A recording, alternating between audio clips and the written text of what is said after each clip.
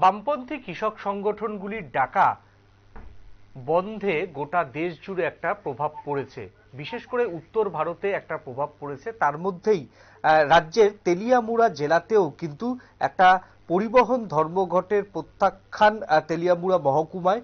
শুক্রবার সকাল থেকে তেলিয়ামুড়া মহকুমার প্রাথমিক স্তরের বিদ্যালয় থেকে শুরু হয়েছে অফিস আদালত সবকিছুই, অর্থাৎ স্বাভাবিক ছন্দেই ছিল তেলিয়ামুড়া।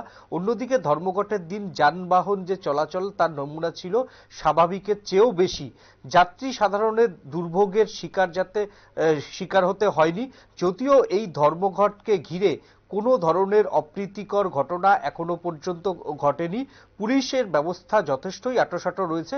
আমাদের সঙ্গে জুড়ে গিয়েছে আমাদের প্রতিনিধি হিরণময়ের কাছ থেকে জানার চেষ্টা করব যে এই যে দেশ জুড়ে যে চাক্কা জ্যাম শুরু হয়েছে, বিভিন্ন বামপন্থী কৃষক সংগঠনগুলির ডাকা এই ধর্মঘট, সেই ধর্মঘটের কোনো প্রভাব কি তেলিয়ামুড়া শহরে পড়েছে?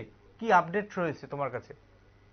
দেখো নীলা, সকাল থেকে সংযুক্ত কিষাণ মোর্চা এবং কেন্দ্রীয় ট্রেড ইউনিয়ন যে ধর্মঘটের ডাক দিয়েছে সারা দেশব্যাপী, তো সেখানে তেলিয়ামুড়া মহকুমাতে তেমন কোনো প্রভাব ফেলেনি।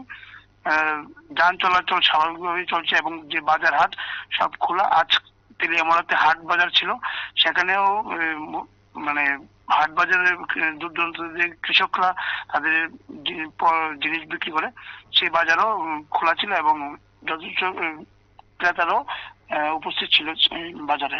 দুপুর 12টার পর থেকে চাক্কা জ্যাম কর্মসূচি নিয়েছিল বামপন্থী শ্রমিক সংগঠনগুলি, তার কি কোনো প্রভাব এখনো পর্যন্ত? প্রায় 12টার পর 12:30 বাজে কোনো প্রভাব পড়েছে কি? কি দৃষ্টি তুমি পেয়েছো সাধারণ মানুষের? না, এখন দেখো 1:30 বাজে, তো 1:30 পর্যন্ত তেলিয়ামুড়াতে কোনো এরকম প্রভাব দেখা দেয়নি এবং যে বামপন্থীদের যে কর্মী রয়েছে তাদেরকেও দেখা যায়নি পিকেটিং করতে তেলিয়ামুড়াতে। পুলিশের কি কোনো ব্যবস্থা করা হয়েছে এই বন্ধকে ঘিরে?